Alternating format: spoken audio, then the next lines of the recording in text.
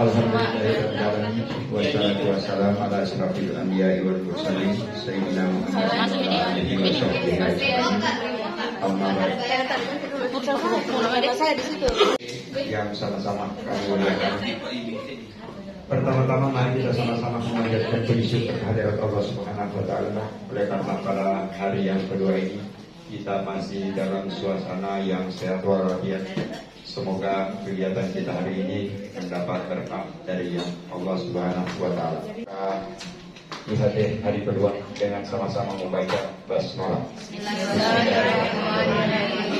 Selanjutnya pemaparan materi kedua dengan Allah.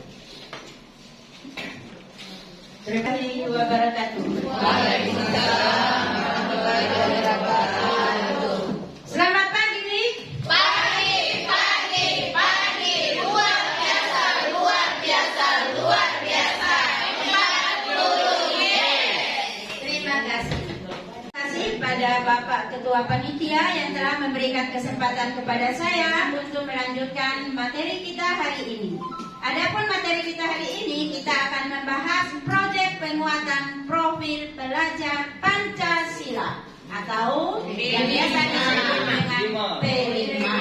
Nah, apa yang dimaksud dengan proyek penguatan profil pelajar Pancasila? Bagaimana cara kita merencanakannya? Bagaimana cara kita menyusun modulnya? Bagaimana cara kita melakukannya? Bagaimana cara kita melakukan penilaiannya? Dan apa fungsinya pada rapor? Kita akan kupas secara tuntas pada hari ini. Nah, untuk itu kalau ada teman-teman yang bergabung di room, saya mengucapkan selamat bergabung. Semoga kita semua diberikan kekuatan untuk mengikuti kegiatan ini hingga akhir. Profil pelajar Pancasila ini masuk di dalam rencana pembelajaran atau modul ajar. Nah, pelajar Pancasila merupakan perwujudan pelajar Indonesia sebagai pelajar sepanjang hayat yang memiliki kompetensi global dan apa yang menjadi tugasnya sebagai calon generasi emas 2045. Jadi kita intinya adalah mempersiapkan generasi untuk mengisi kemerdekaan Indonesia di tahun 2045 atau yang biasa disebut dengan generasi emas. Next.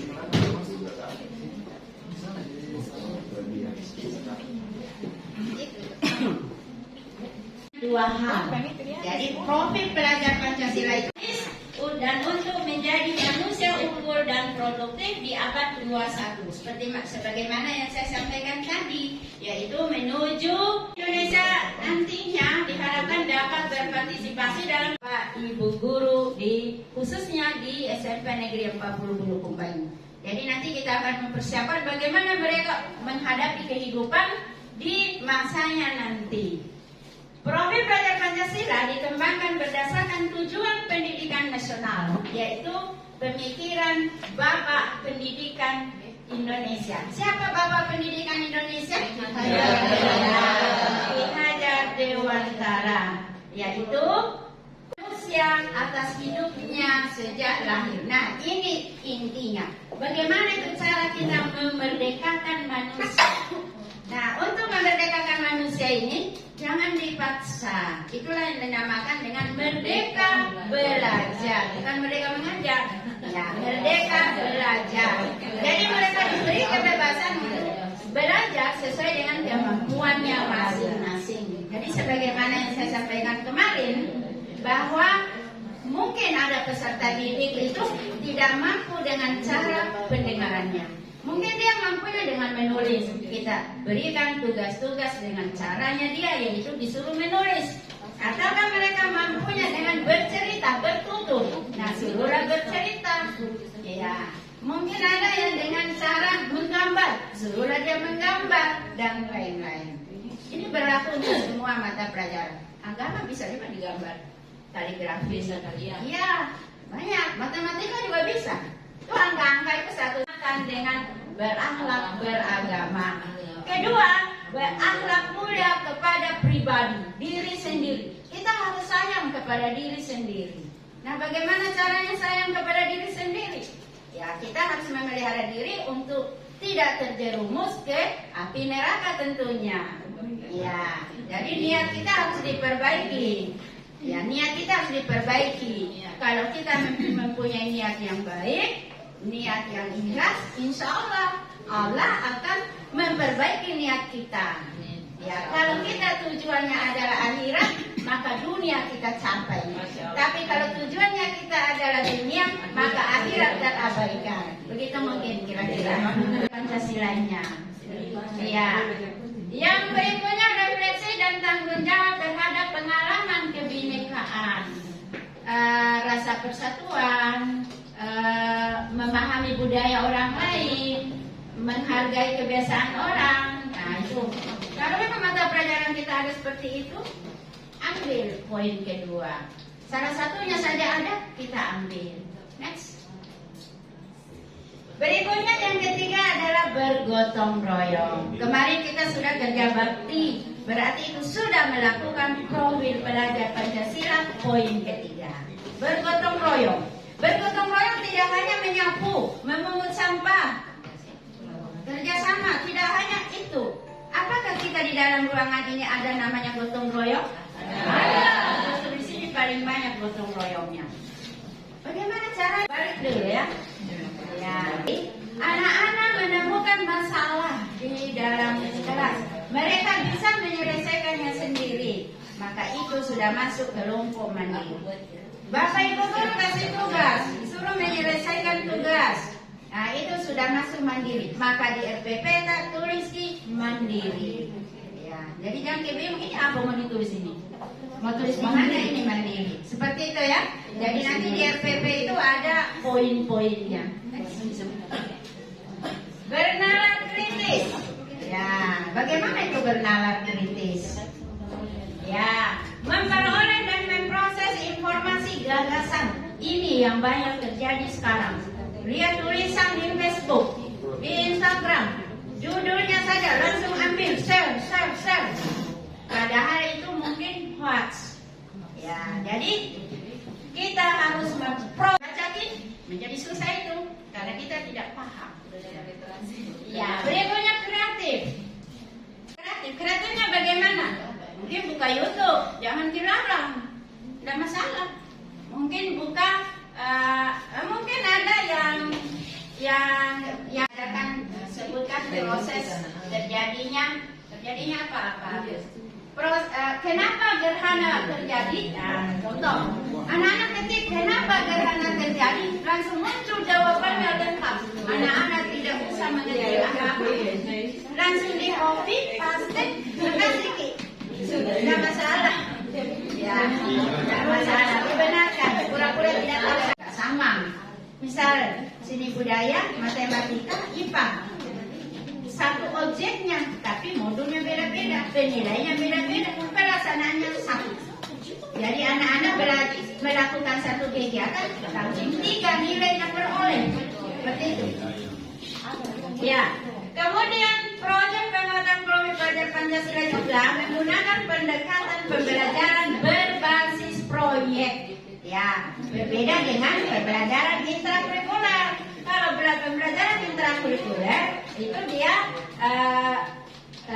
melakukan kegiatan di dalam kelas, bukan berbasis proyek. Nah, contoh proyek itu bagaimana? Ya, misalnya kita tanya-tanya anak-anak. Ternyata ada anak-anak tidak tahu bikin teh. Ya, tidak tahu bikin teh. Jadi kalau sudah kita tidak tahu bikin teh. Nah, sekarang ini anak kita akan ambil proyek membuat teh manis. Ini yang paling sederhana ini. Membuat teh manis. Akhirnya ini anak bisa bikin teh.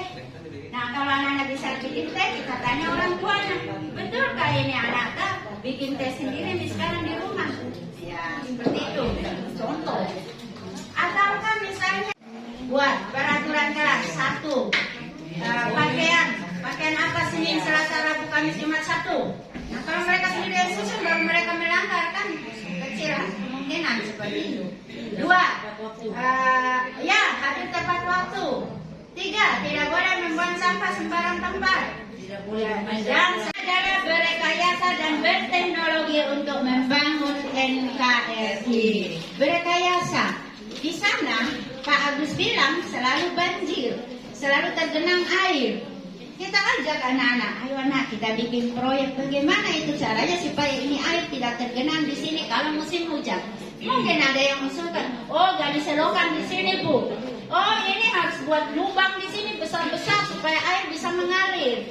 Oh ini kerjasama. Artinya mereka bekerja dari hati. Itulah yang dinamakan oleh disiplin positif. Tidak mengharapkan balasan imbalan atas segala yang dilakukan. Nah begitu itu aja. Ya, guru BK itu lebih tahu. Selanjutnya adalah ada pasal tadi masuk. Sudah masuk.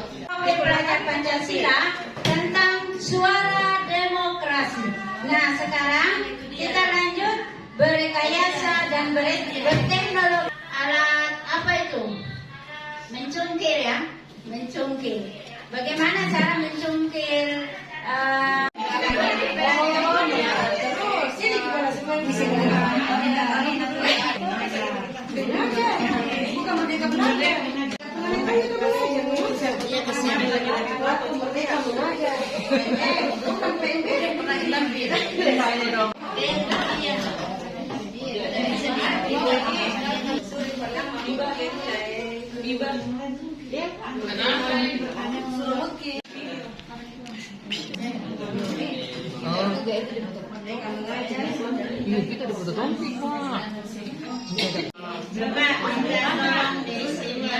Satu orang di sini ya yang minta tolong.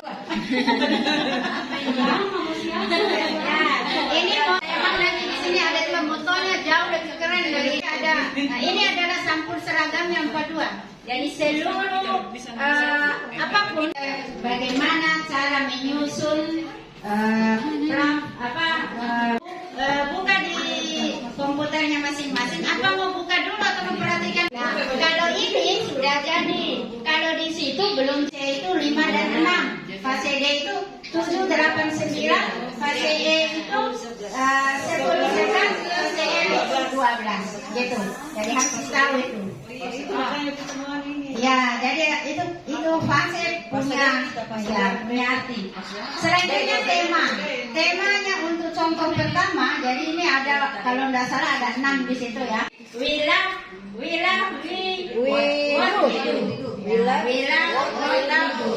Tapi bukan berarti harus berbahasa Inggris. Tidak juga. Tidak bebas. Kita cintai apa yang kita kerjakan. Kita mencintai pekerjaan kita.